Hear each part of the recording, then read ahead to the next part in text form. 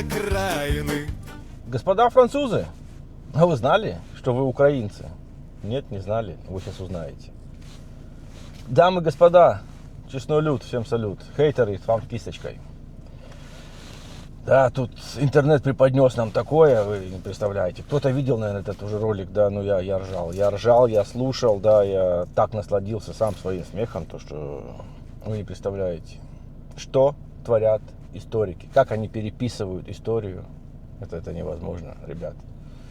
Я вам сейчас такое поставлю, да, послушайте. Я даже не буду комментировать ничего, я просто буду ржать. Вот тут вставлю в бок рожицу свою и буду ржать. Вы послушайте сначала, как можно до такого докатиться. Ну да, море копали ложками, копали. В космос летали. Даже у греков миф о амазонках украли. Вернее, греки украли, да, миф о амазонках у украинцев. Вот тут вот, я не забуду, если выставлю вам ссылочку, я ролик на это делал, на эту тему уже, да. Но такое, то, что я сейчас услышал, я еще не слышал. Давайте послушаем и посмотрим.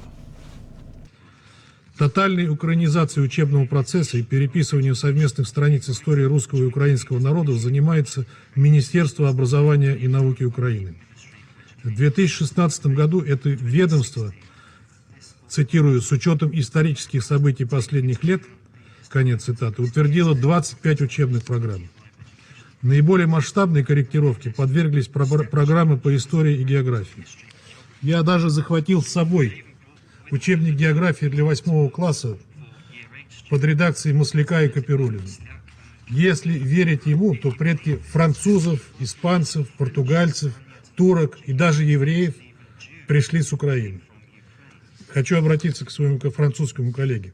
Николя, вы знали, что вы на самом деле украинец? Не верите, почитайте учебник.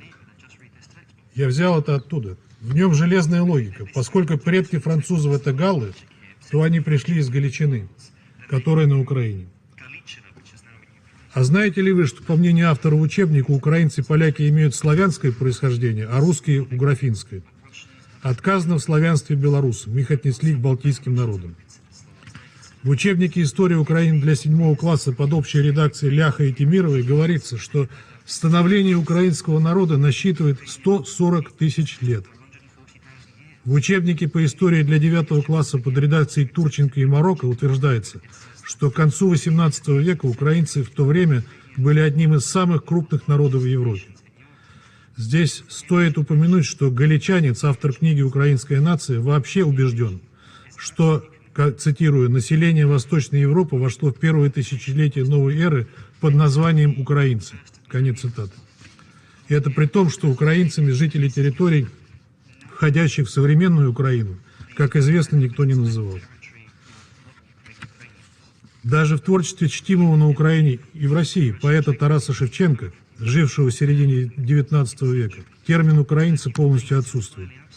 Жители этих всех земель называли русинами, русскими или, в крайнем случае, малорусами. Но я не буду вдаваться в эту неприятную для моего украинского коллеги тему. Благо, абсурдных примеров из украинской школьной программы и учебной литературы хватает. Есть, например, на Украине такой историк Валерий Бебик, и он такой не один.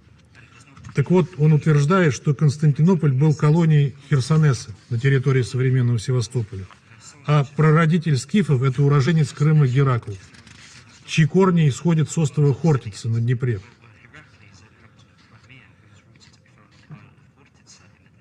Название города Мена на Черниговщине, оказывается, дало имя первому египетскому фараону Менесу, а само украинское государство, по его подсчетам, существует более 7500 лет. Знаменитого монгольского полководца, жившего в XII-XIII веках, как убежден пан Бебик, Чингисхана, оказывается, на самом деле звали Богданом. Не верите? Тогда автор советует вам ознакомиться с тайной историей монголов, где Чингисхана именует Богда-ханом. Ну и из этого понятно, что никакой он не монгол, а истинный украинец. Тем более, что воевал он, как он уверен, с украинским трезубом и под жовто-блакитными знаменами. Ну и, наконец, его главный вывод. Украина вообще является колыбелью мировой цивилизации, и даже Иисус Христос, не исключает Бебик, в одном из своих интервью, мог быть галичанином. Это не шутки. Я цитирую его интервью. Кто-то из вас может спросить, почему я уделяю столько внимания этому деятелю.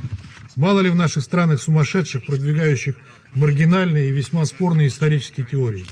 Конечно, немало. Таковые есть и в России. Но есть один нюанс. Валерий Бебик не рядовой, а заслуженный сумасшедший. И предводитель других сумасшедших псевдоисториков. В 2015 году, когда Порошенко заявил, что стране срочно необходимо создать специальное Министерство информационной политики, а по сути Министерство правды или Министерство лжи, как кому будет угодно, временным председателем общественного совета при этом ведомстве был назначен как раз Валерий Бебик, ставший по сути главным историком Украины.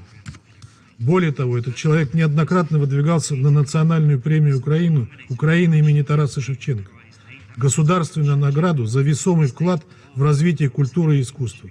Решение о ее присуждении принимает лично президент Украины за произведение, цитирую, которое является высшим духовным достоянием украинского народа, приумножает историческую память и самобытность народа.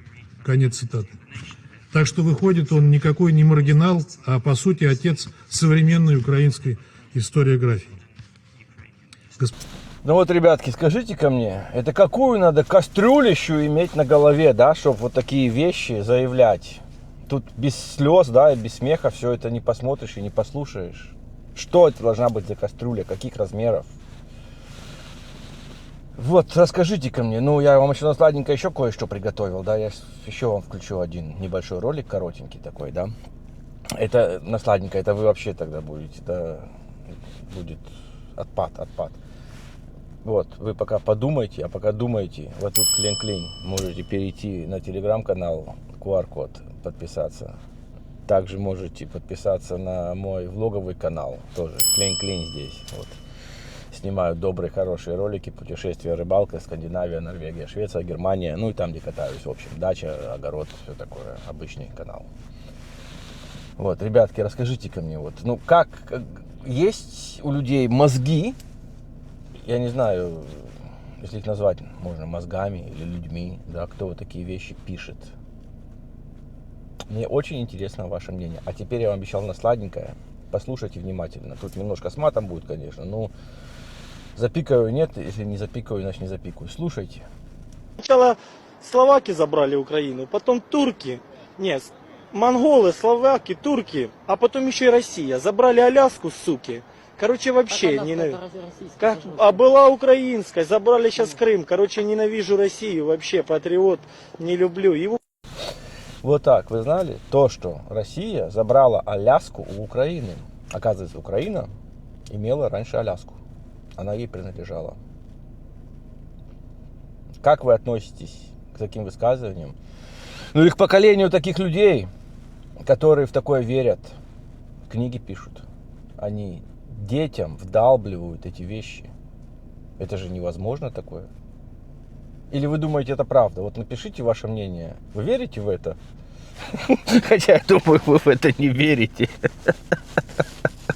Вы уже извините меня, да, что я ржу тогда, то, что это невозможно без смеха, это смотреть и слушать. В общем, ребятки, подписываемся на этот канал.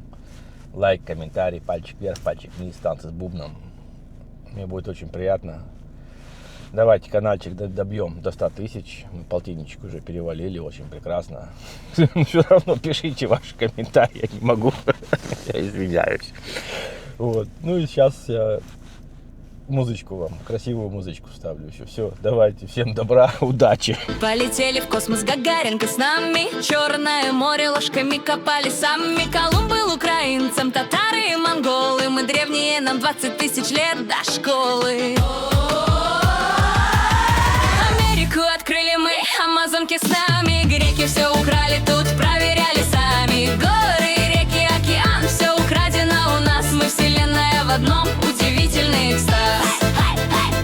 Удивительный экстаз. Удивительный экстаз.